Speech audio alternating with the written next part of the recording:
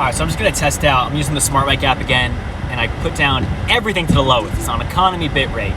It's on not even 30 frames per second. It's on 25 frames per second, and then it's also on 540p. So I'm just going to do this because it'll save more space and everything.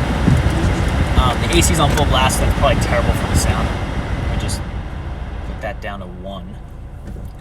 Let's see if that changes anything. And I'm just going to keep this on. I'm not planning to talk the whole time, but I just want to keep it on if something comes to mind. It's my part of my journey to start documenting more rather than less. So easy to just skip documenting stuff because it's like, oh, well, what am I going to say? How am I going to say it? And I was already kind of starting to do this, but what's gotten me to do it more aggressively in the last probably the last 5 days is I was having a podcast combo with one of my best friends, and it's been really interesting because what came up in that conversation was something that I hadn't exactly put words to. It was probably a feeling I had, but basically this idea that technology moves so fast, especially if you look at one decade after the next. I mean, you have different decades that are classified as the decade.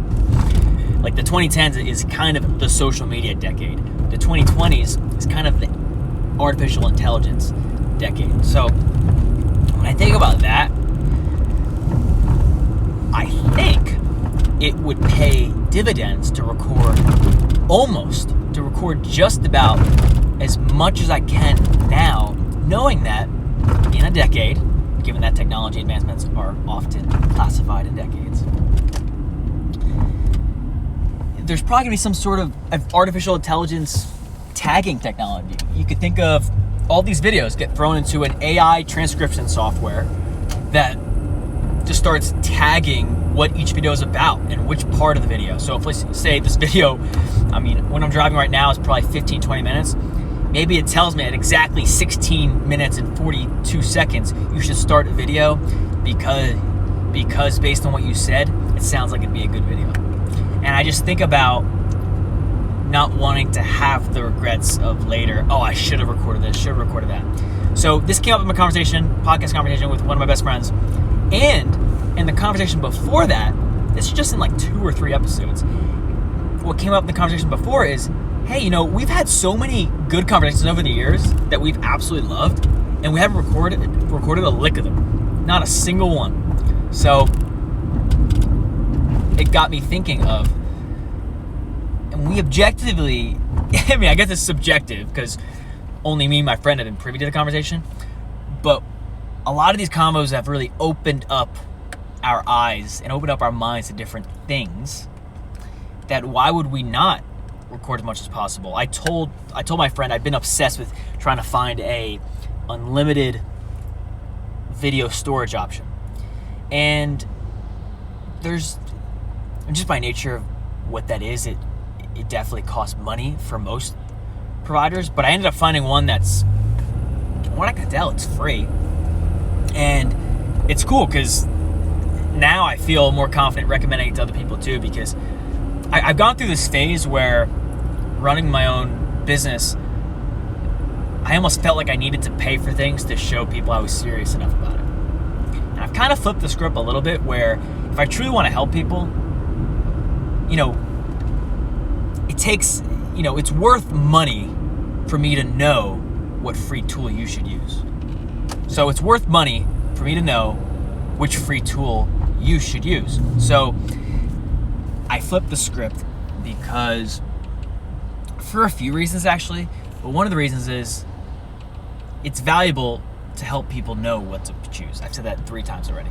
But the other part is software businesses are inherently very valuable because they're almost infinitely scalable. There's almost infinite leverage.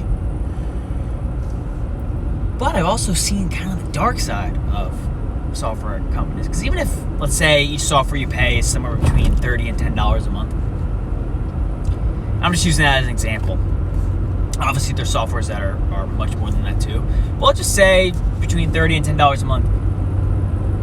you buy 10, 20, 30 of those a month. 30 of those, you're close to $1,000 a month just in software. That's not counting the man labor to actually run the software, use it, make it useful, whether that's your labor or that's labor that you're hiring. So I feel that,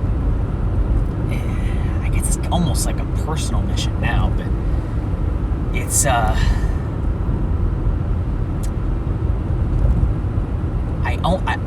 I almost am looking at it as a game. So let me explain it this way. I almost look at it as a game now where, yes, there's a bunch of paid softwares that do a lot of different things, but I look at it as, how can we get close to paid features for free? Because with software and because with so many different options, it pushes down the price of options on the market. Because if the technology becomes more and more common, you have certain people in the market start competing on price, which maybe is not the best way to run a business, but if you build out the infrastructure to support low prices, a few examples of this would be Walmart. They built out operational efficiency and infrastructure so that they could say, hey, we charge low prices. So I'm gonna probably pause for a little bit now. I'll keep the video running like I said, and you'll see me and think with my think face on for the next potentially a few minutes.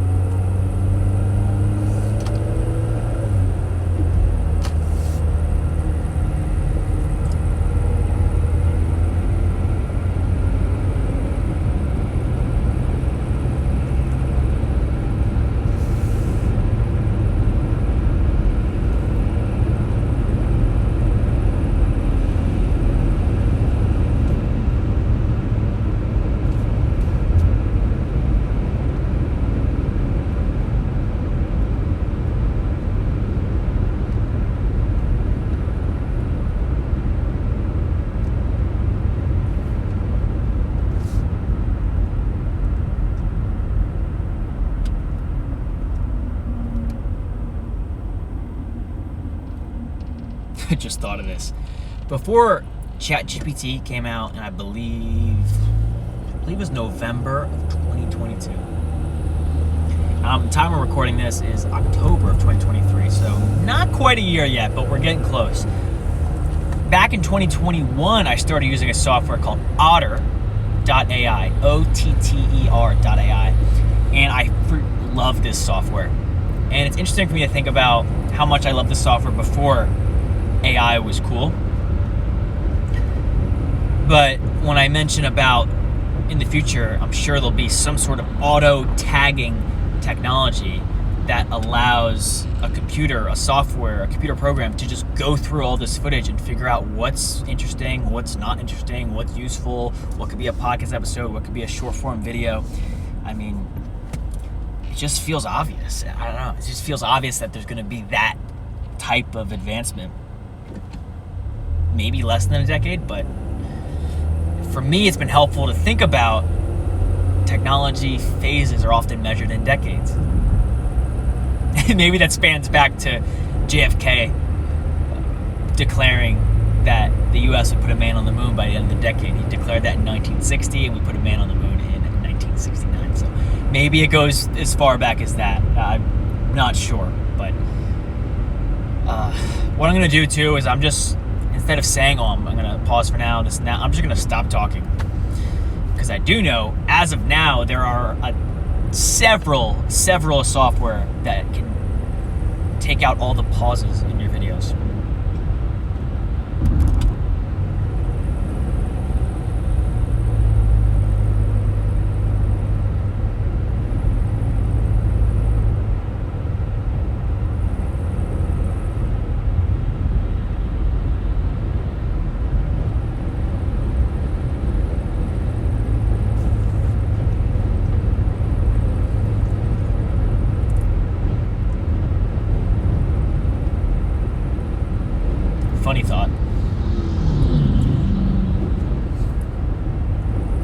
used to, just like any normal person, you listen to music in the car. And I'm actually way more at peace when I don't listen to music in the car. I think maybe it's partially because I don't drive as much as the average person, potentially. It's almost, with no music in the car, I get to do a couple things. Just one, be with my thoughts, for even if it's a short drive.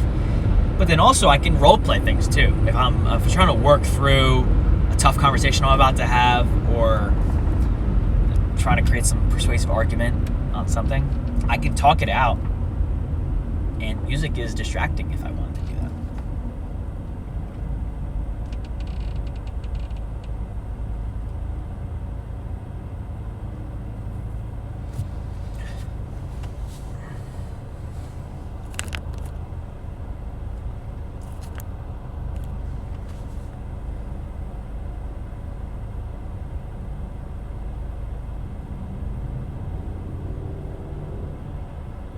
Next time I do this, I might try to do a landscape video instead.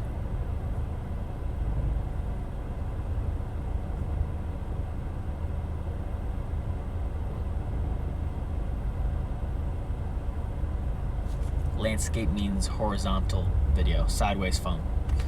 Right now I'm in the TikTok format, the format that TikTok popularized like crazy, the mobile vertical portrait format.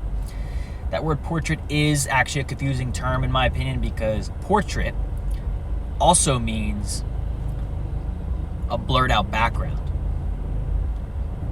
Focusing on the subject here, blurring out the background behind you. That's also known as portrait at times too. I like using the word bokeh. It's fun to say, and it distinguishes from vertical, meaning vertical standing videos. Bokeh, by the way, I think you spell that B-O-K-E-H. Boca? No, like Boca Raton. No, I believe it's pronounced bokeh.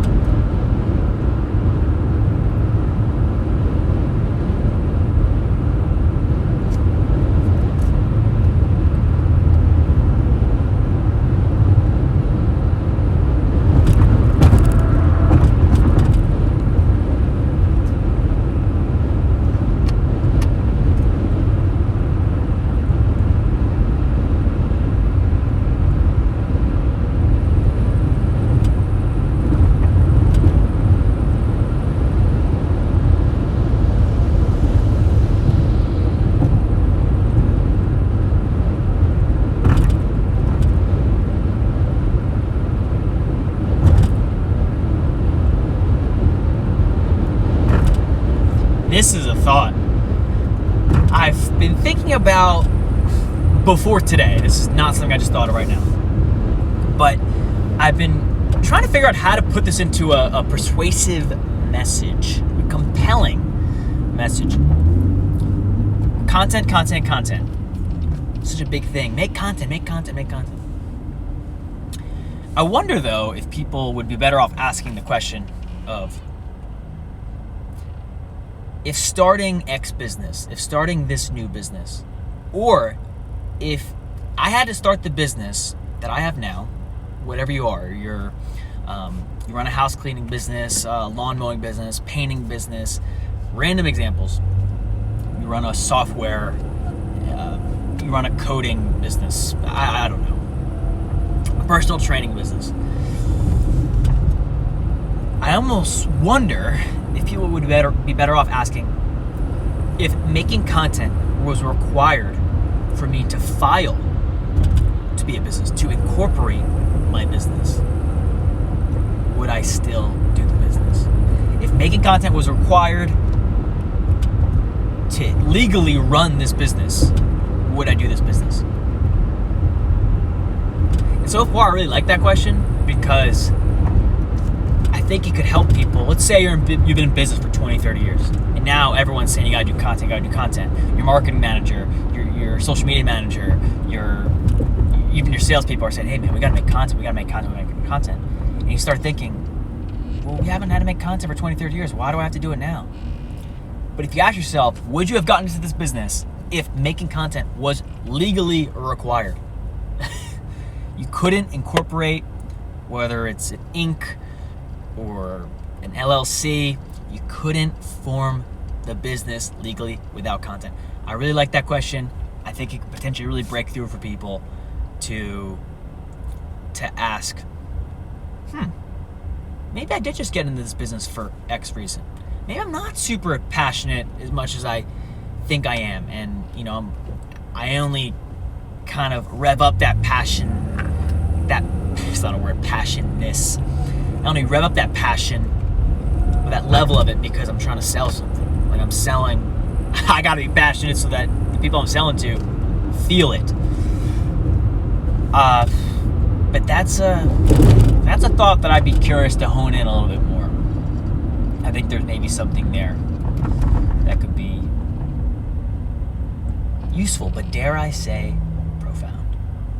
Not to be arrogant, but it feels like something's there.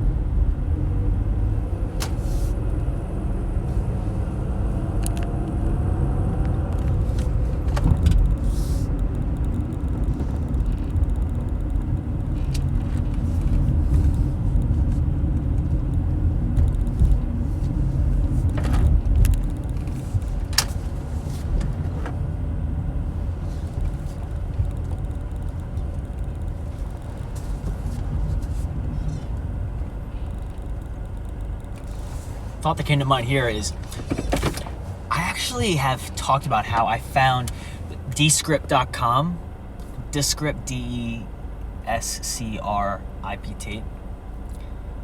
I found that although a cool software, I always found it was really hard to organize things. I remember putting videos in and losing track of where they are. But since I've been more interested in using YouTube for even just documenting things and making them public, it seems like Descript makes more sense now, because everything I record there, I use Descript for a very specific purpose. And I'm rarely even using the transcription feature right now. I know I can use it, but I'm really pushing the limits of the free plan on Descript.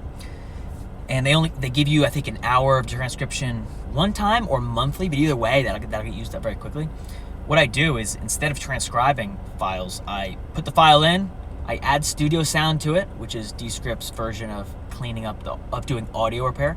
But I forgot before I recorded this today, because I knew my drive was gonna be about 15-20 minutes. I forgot that the free plan on Descript only lets you do up to 10 minutes of studio sound. The first paid plan is up to 60 minutes, and the next paid plan after that is at least 3 hours, if not more. So I've been holding off on the free options, but I am tempted to use Descript's paid plan again and not worry about being so organized inside Descript, because I'm using YouTube to organize my stuff, and then I can have an automatic backup of YouTube files. So that's that. I could probably talk at length more on this. For this video though, it's under 30 minutes, so I can use podcast.adobe.com, and I can use that up to 30 minutes of audio repair, which I found sometimes the audio repair on there is sometimes better than Descript's version. So, wow, that's a broad, blanketed statement to make. There's a few more details. It depends if you're using no microphone or an external microphone, a USB microphone. So, kind of a blanketed statement that's not 100% true. But what I'll do, and this way you can do it too, Descript can be confusing to use at times, but if you go over the 10 minutes in your video, but you still want to get some audio repair, you can do what's called make a sequence. Don't make a composition, make a sequence in Descript. And when you do this, you can right-click your video, say detach audio, and then you can export the audio. Go to podcasts.adobe.com. I always forget it's podcast singular or podcasts with an S. Just try both subdomains. Podcast.adobe.com, go to enhance audio, put in the audio file, because unfortunately you can't put the video file in, you have to attach the audio first and then put it in, and then when it comes out, it'll be an enhanced, and even when you save it, save the file, it'll say enhanced.mp3 or something like that, and you can substitute that file, I think it's replace the audio in Descript. So it's a way to give yourself an extra 20 minutes of buffer if you go over the 10 minutes free Descript Studio sound length. But as I mentioned, if I just pay for Descript instead of trying to play this game of how far can we get with free softwares, then it'd be fine with Descript. But going back to what I said in the very beginning of this video, of it's very, in my opinion, it's very easy to start drowning, too dramatic of a word, start drowning in software costs. It almost, your software monthly cost could be pushing a mortgage cost at a certain point if you're not really thinking about your frequency of use. So that's that for now. The ride's over. Peace out.